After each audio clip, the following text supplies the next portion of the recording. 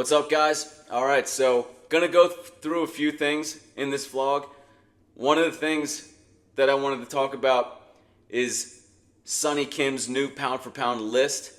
I encourage people to come out with new pound for pound lists. I'm not claiming to be, a mathematician or a sabermetrics genius. My intent was just to start the conversation of pound for pound lists. So we're going to get to that. I also want to talk about Ken Griffey Jr. versus Ken Griffey Sr. They're two swings. I think what's interesting about that is that you basically have guys who are the same size, but one guy hit for more power and one guy hit for more consistency. We're going to take a look at their swings and see how that basically translated into a mechanical difference. But first I want to talk briefly about, I guess, just how I'm different than what is going on out there. I think the main thing about my theory, my approach to the swing, is that when I look at everybody else, there seems to be a lot of cues and tips maybe that they're giving. They're kind of, to me, it seems a little confusing, a little convoluted, and I think the main thing that I have to offer is that I'm talking about a single feel that allows all these things to kind of fall into place in terms of what we see in great hitters or ball strikers in golf. So I guess what I see going on out there is maybe people are identifying certain positions. I think that a lot of flaws happen at that stage, just at that step of just what positions are or do tend to go along with great hitters and ball strikers versus guys who aren't so great. That is something that I think golf is a little bit ahead of in terms of their evolution than baseball. Baseball, I think, is at its nascent stages in terms of at least identifying good and bad positions. But even for those who do identify those positions, they then go to the assumption, the rather knee-jerk reaction of saying, okay, well, let's just force these positions. And I know that that's not right because I did that. And then I probably spent, I would say the last 10 years of me studying the swing was pretty much the whole question of what feel leads to these positions that I'm well aware of now tend to be more common in the greater hitters and ball strikers. And God, I guess I always knew that it had to be a single feel. It had to be a single one. It just didn't make sense that it was a bunch of different things. At least that's responsible for the main thing. And so I believe I've delivered that in feeling more of the lead side pathway. I think that this understanding of the swing can change the industry in a way. It's kind of a little doorway that I think is going to lead to a whole new understanding of the swing. I don't think that people see swing mechanics as I see it. I think that a big leap is possible through a simple understanding, a new understanding. And then once we enter through that door, the landscape will kind of change once we all kind of understand this main understanding. And that is feeling more of the lead side exertion. And what I'm really talking about is the exertion / stretch that you get in the upper back and the upper shoulder of the lead side. I mean, it's really that simple, and there are many things that are, again, it'll kind of lead us to a new understanding of the swing in which all these obstacles that are present now in our current understanding will kind of just fall away. They'll just disappear. And one of them is it allows you to swing your own swing. Because you only have one thing that you need to do and put the pressure on that one thing. And beyond that, like I'm not asking for you to look this way or that way. And then before you know it, I have you trying to look so many different ways if I'm conventional instruction. And it's like everyone's looking the same. Today's got, and this is the way swing instruction has always operated. And so today, the fad is you're hanging back on your back leg. You know, you're swinging up to some degree. Most people are sold pretty well on swinging up. Going from a very still position would be another kind of, it's just like everyone's kind of in this box that I don't think is necessary. Because if you get the main thing, you can be a bunch of different things. You can hang back a little more than the regular guy. You can move forward a little bit more. Most of those things just don't really matter. What really matters is feeling more of the lead side. And the thing is, I'm not saying that you need to feel this forever. That's another kind of misconception that I think people have.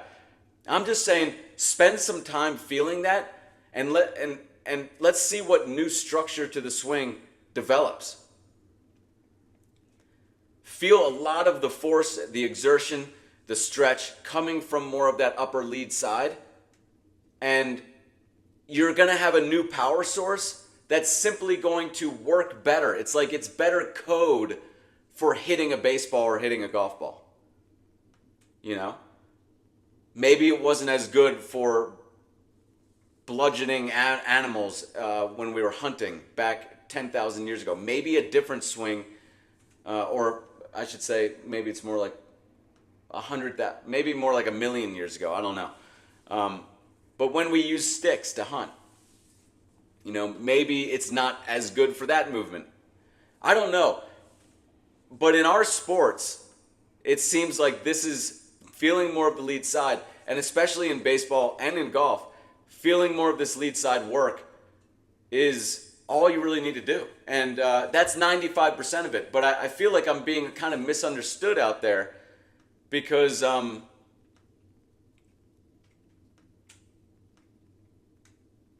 I guess I'm kind of a one-trick pony, and I want to be a one-trick pony.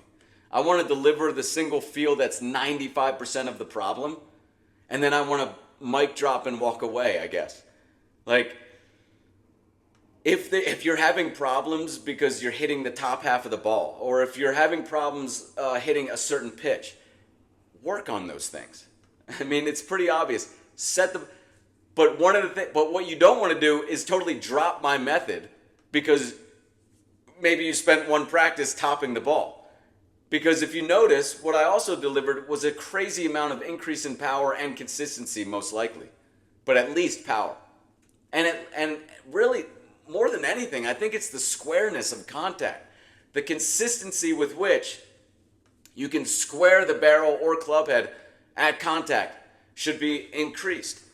One of the videos that I posted on Instagram was this video of me doing this new game that I have where I try to hit a tennis ball against a wall, basically as straight as possible.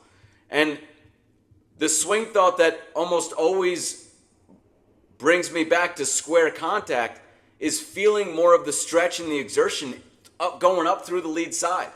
Because the more I feel that stretch and exertion, the less that I have to rely on flip. That's a key point.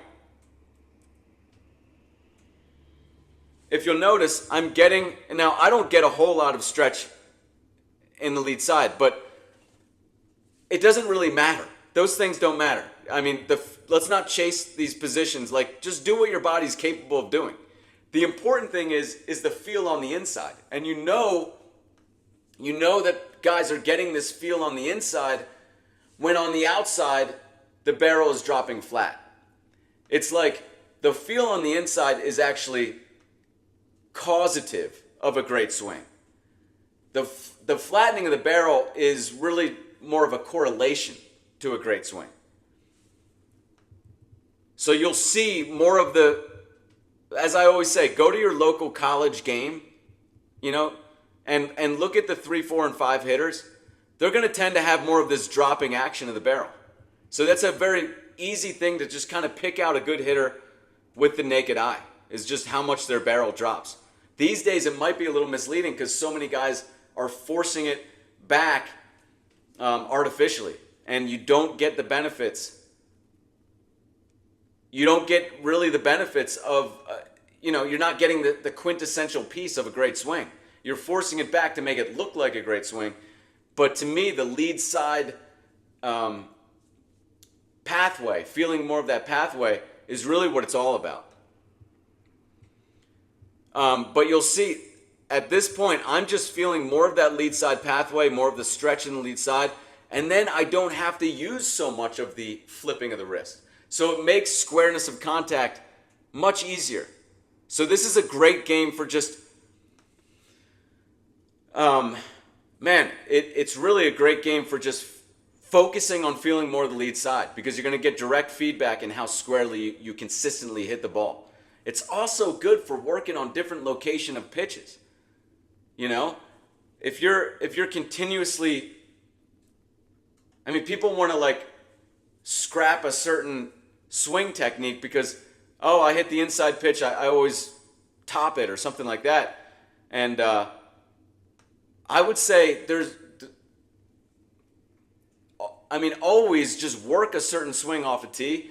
But what I'm saying is, don't scrap this approach. I can't speak for other approaches, but I think a lot of guys are scrapping it immediately because they are having trouble with a certain location pitch. Just work that pitch more, but this is the feel that's going to give you more consistent power.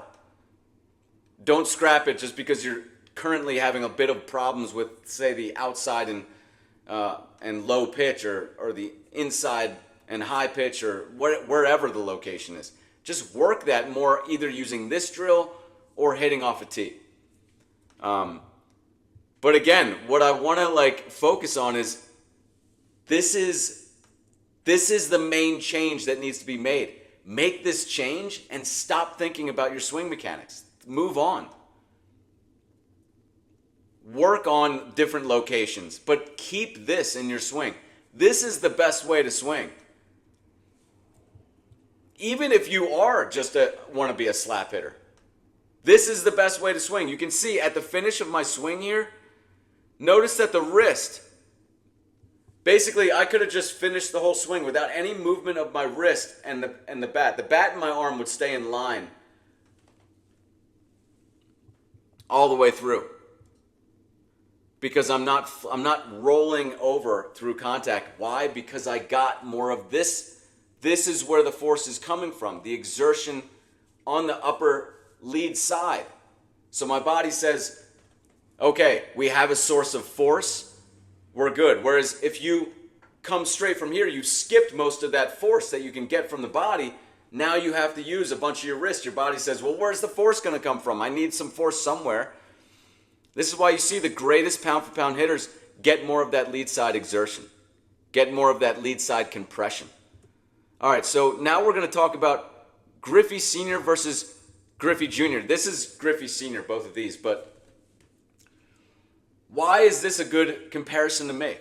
Because we're talking about basically, it's not twins, but it's pretty close in terms of genetic makeup.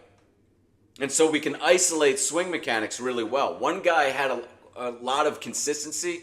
Ken Griffey Sr. hit 296, and the other guy had a lot of power. But neither of them were really bad in power or consistency.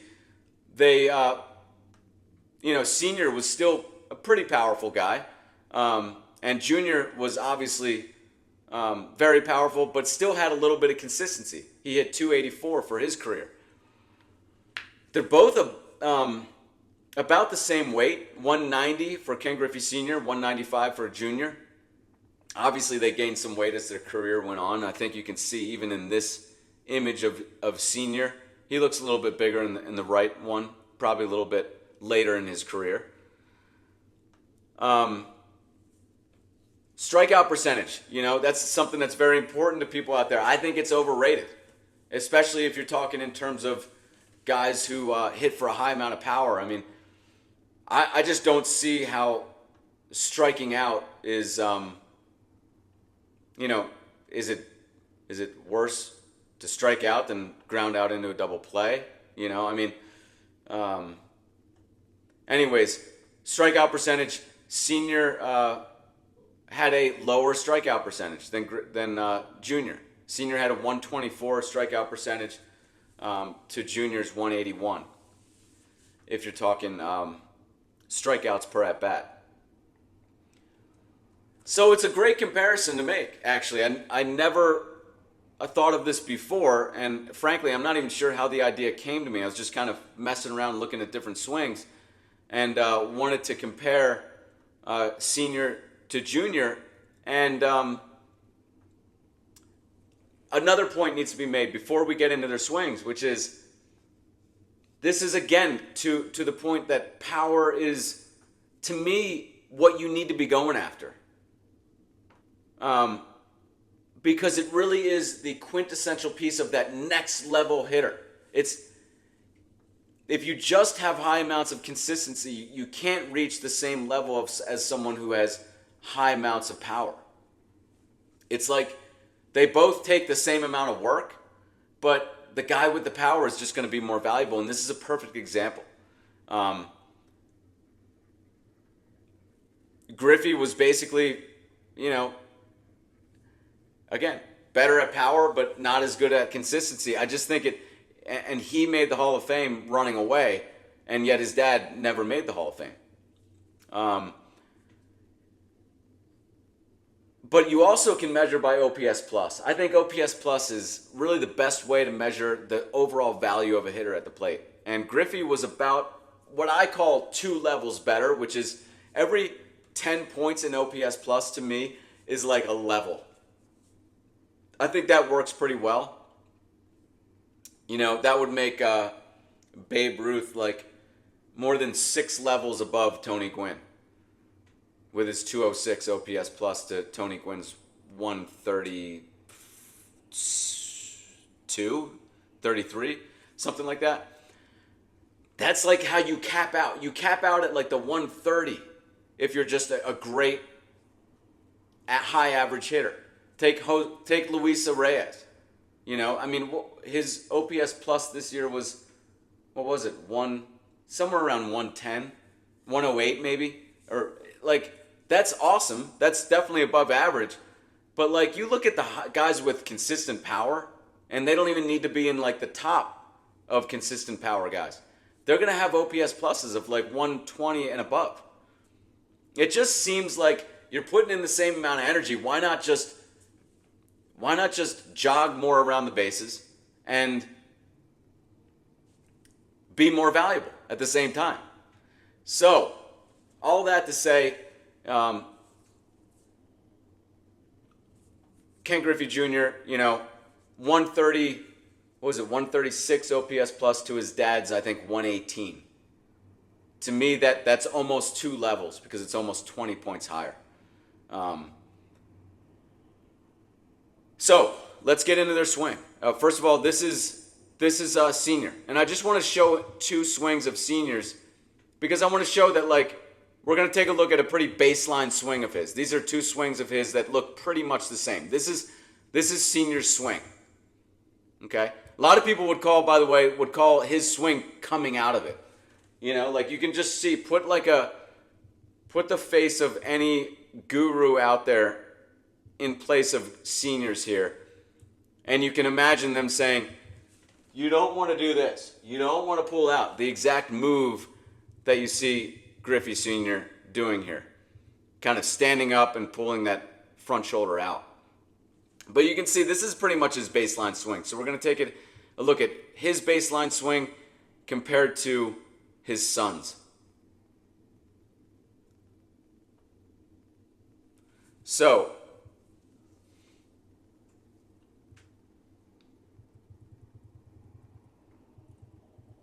let's talk about the positional similarities and differences. Here I see similarity. Could you say Griffey's lead arm is straighter? You might be able to say that, but I don't really care about straightness of the lead arm. What I'm concerned with is the body leading the movement? Has the barrel flattened to show signs of feeling more of the lead side stretch and exertion? And in both, they have. And the hands look pretty well behind the rotating torso. That's what I want to see at this position. What I don't want to see is the hands starting to come forward. That's just a leak of power, basically. And the people get on, but it's also a leak of consistency.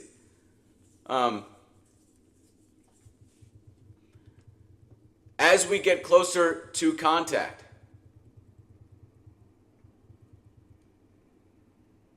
and as we get into contact here, you can see there's a little bit more connection by Junior than Senior. Now,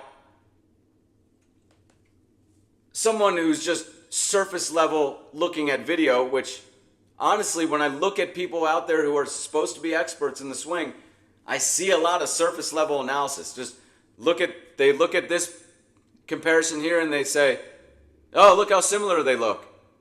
Because they're both in a baseball swing. And so, yeah, they're going to look pretty similar in some ways. But if you look closely, there's a key difference going on here. And that is, Junior is more connected. You can see his lead arm is more against his chest. There's a little space. Now, it's easy to think that's nothing. That's actually something. That's significant. There's definitely more power, more force being transferred because more mass is going into the hit with Junior's connection at contact. Therefore, if swing instruction noticed this and accepted this, they would say, oh, well, then we need to force more connection at contact. No. This is something that's a result, and we'll talk about what it's a result of. So we go into the finish of the swing here. Another thing I want you to notice.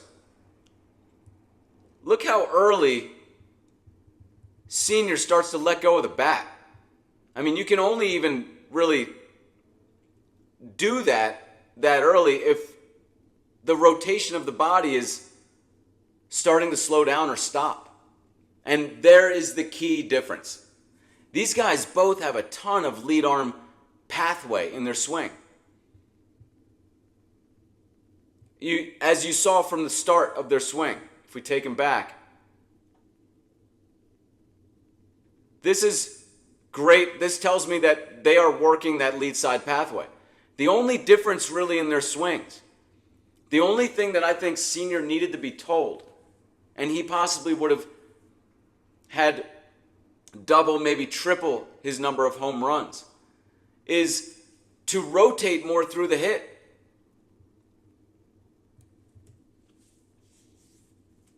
If you'll notice, he basically stops his rotation. This is the main difference between Griffey Sr. and Griffey Jr. Look at how much Jr. is rotating through the hip. Just look at the difference in the body positioning. Look how much Griffey is actually thrusting and moving around, through and around him, as opposed to his father, who's kind of pretty much stopped his rotation. You know, if we take him back,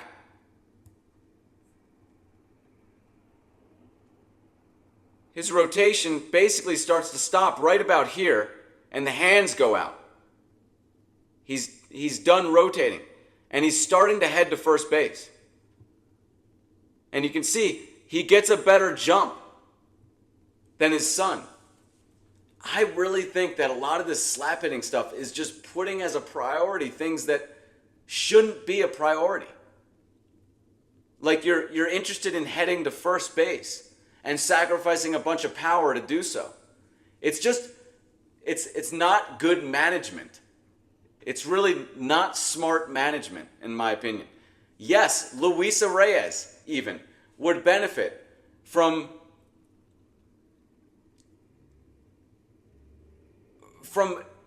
finishing his swing more and from being more lead side.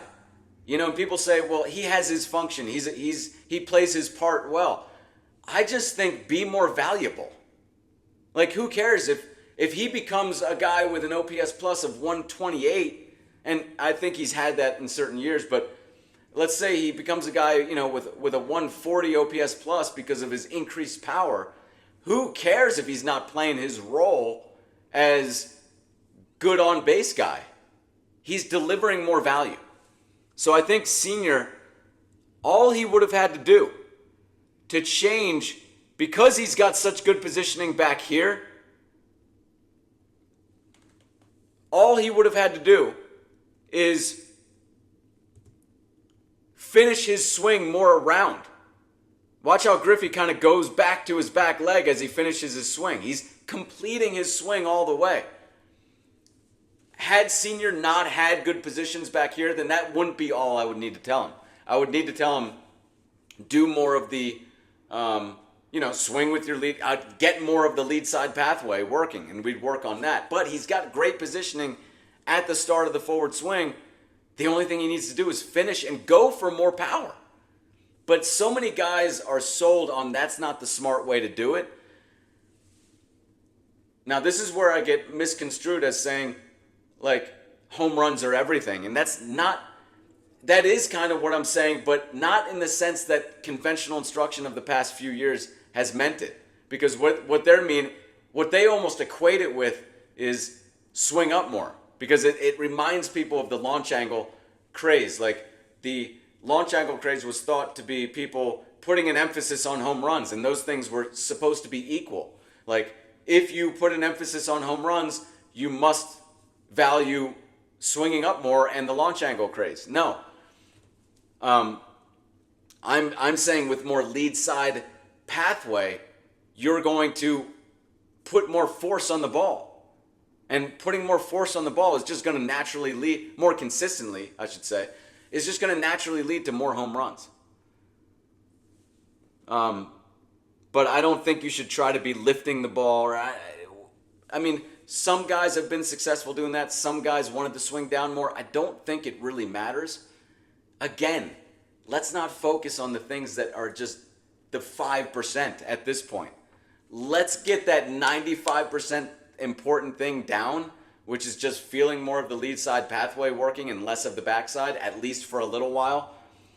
And then you can worry about the little nuances. My job is I wanted to deliver that main thing. That's what I've been working towards, delivering that main thing. So guys, forget the stuff that doesn't matter and just get this main thing down first. And I think really it's probably the only thing you really need to focus on when it comes to mechanics. There's other stuff. There's the secondary cushion. That would be valuable. But that's even something that you just learn how to do if you face more live pitching, which to me should be obvious that people need to face more live pitching. I think that what they need to come out with, and I had this on my website for a while, but it's just soft baseballs with protruding seams. Really soft and light baseballs that you can still throw curveballs with. That way people can get as much pitch recognition as they want and not worry about getting hit by the pitch. But we have to see more releases of the pitch. And then stuff like the secondary cushion naturally happens. And then the more pitches you see, the more you can work on these different locations that hurt you. I just think we're just kind of spinning our wheels, really, when it comes to instruction. Like, people think that it's creative, but really they're just taking easy way outs. For example, using pitching machines or whatever. Trying to get pitch recognition skills worked on by looking at two-dimensional video of pitchers throwing. It's just like you're doing the 0.1% of what matters. Let's focus on the stuff that really moves the needle. And I promise you, feeling more of the lead side pathway, like, that's the thing that I was always looking for, honestly. If I just beyond that, just swing hard. Finish your swing. That's the main lesson that I would get from this comparison of Griffey Jr. to Griffey Sr. Don't be so concerned about heading to first base. That's just part of the conventional thinking that is conditioned into you, that the prudent hitters are the guys who go for the scrappy ones who slide into first base head first. You know? There's nothing wrong with jogging around the bases. There's nothing wrong with it. Just because the launch angle craze, has angered a lot of people, I get it. But let's not throw the baby out with the bathwater. The reason both hitters were great is mainly due to, mechanically speaking, due to their feeling of more of the lead side working. Now, you could attribute Griffey's finishing of the swing to his dominant lead arm. Swinging heavy bats with a dominant lead arm as a kid. The heavier the bat, the less his back arm can exert. So he was using almost all lead arm, which basically catches a free ride from the rotating torso. A little kid does that in order for his torso to be in control of the swing. And that could have been something that Griffey just had to learn due to his circumstances, swinging heavy bats and having a dominant right arm. I think of Rod Karu because Karu had, like Griffey Sr., had great positions at the start of the swing. Look at this, compression of the lead side, barrel dropping beautifully flat as he starts forward. But look at how his rotation just kind of stops right here. And then when the rotation stops, the hands go. And he's basically finished. Look at where he's finished his swing, trying to get a head start to first base. Now, he chose the avenue, much like a lot of guys do, where it's just like, I'm just going for consistency. I'm not worried about home runs at all. That's an avenue you can take. But I would argue that there is no point in doing that. I think everyone from 1 to 9, it'd be better to swing to put more force on the ball. And I know there may be a little bit of sacrifice of consistency when doing that, but it's going to be well worth it. But the main thing to get here is even Rod Carew had lead side dominance, had felt more of that lead side working. He just didn't utilize it to the utmost. Here's another swing of his. Again, feeling that lead side compression. And Carew was another lead arm dominant hitter. But he just kind of stops his rotation. This may be something that was sold to guys more in the 70s. I don't know. I also, Damasio Garcia. I was watching a game the other day and it struck me as, wow, that's a great swing. But like Senior, look at this. Look at this positioning. Beautiful dropping of the barrel on a flat plane, but he's stopping his rotation. And there you can see he just kind of does that action where he's going forward. To me, I would want to drill with this guy. Like, you've already got 95% of what makes a great swing. Look at this positioning. That's beautiful. But hang back a little bit. Maybe try hanging back a little bit and finishing your swing all the way around. Forget this lunging forward and stopping your swing stuff. Basically getting a head start to first base. And Damasio Garcia was a great high average, not great, but he had a year where he hit 310. He had a year where he hit in 1983, 307. Was in the MVP voting a couple years. To get to that level at the major leagues, I think you almost need at least some feeling of that lead side dominance.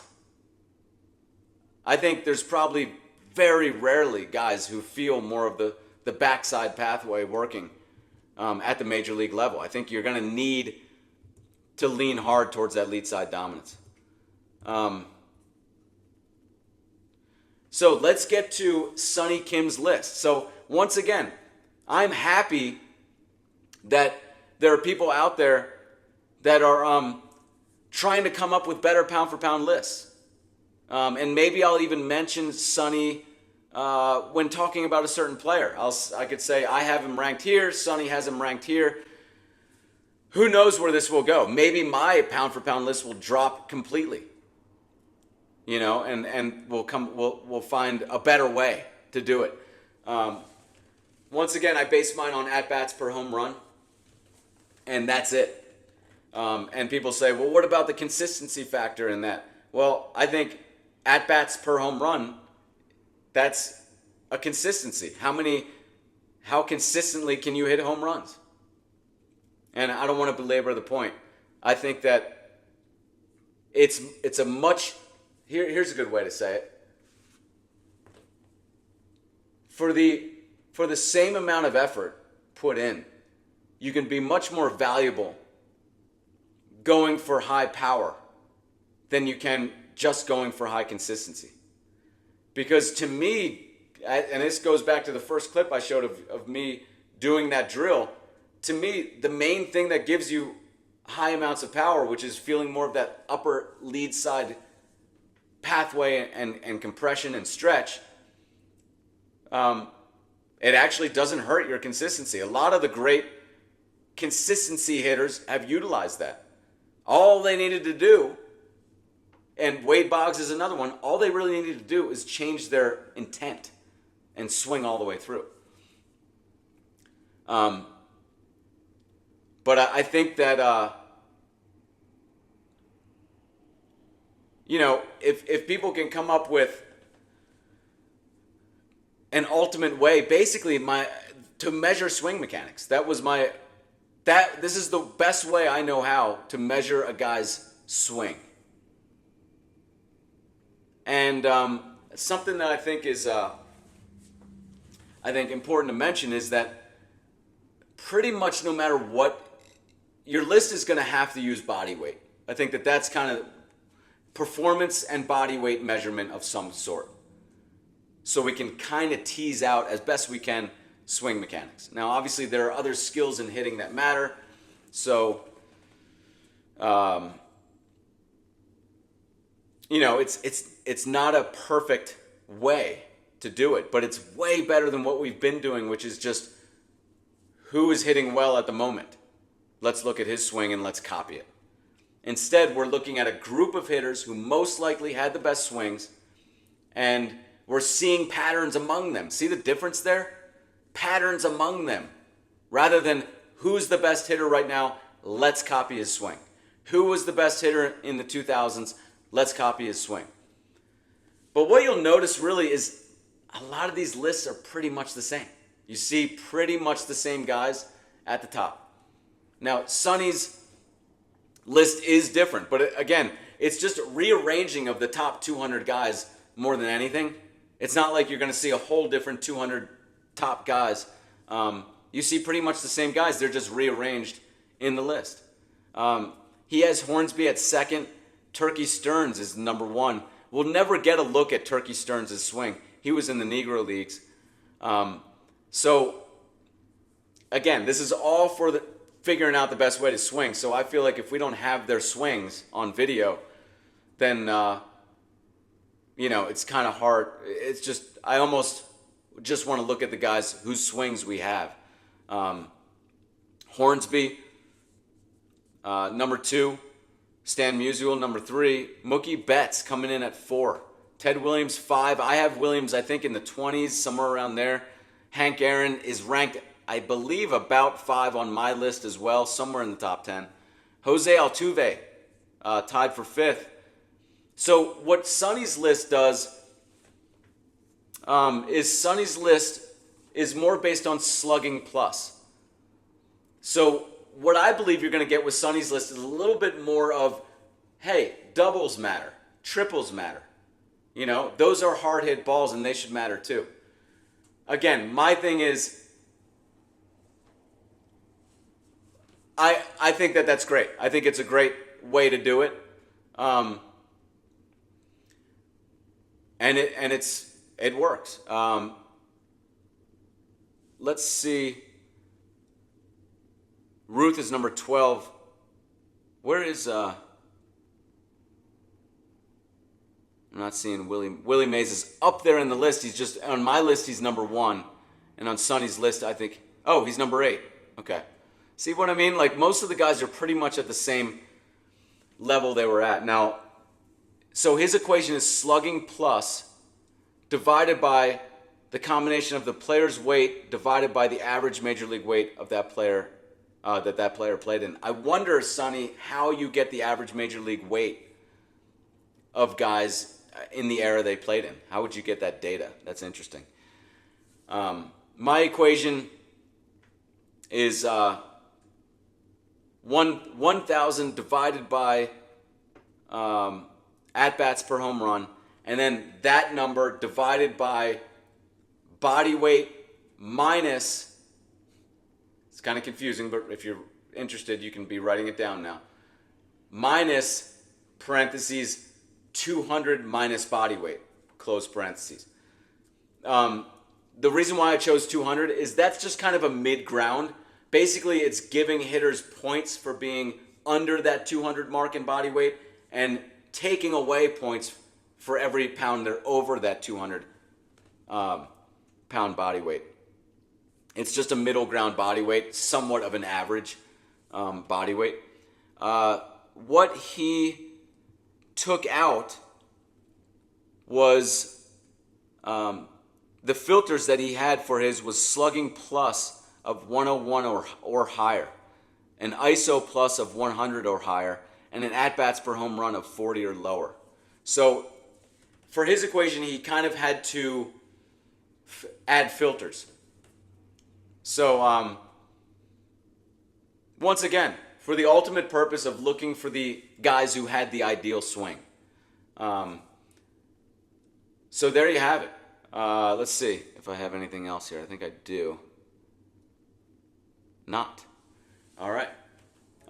That's it, guys. I hope this has been helpful. Let me know if you guys have any questions. I appreciate you watching. I appreciate you supporting my work. And I'll see you next time.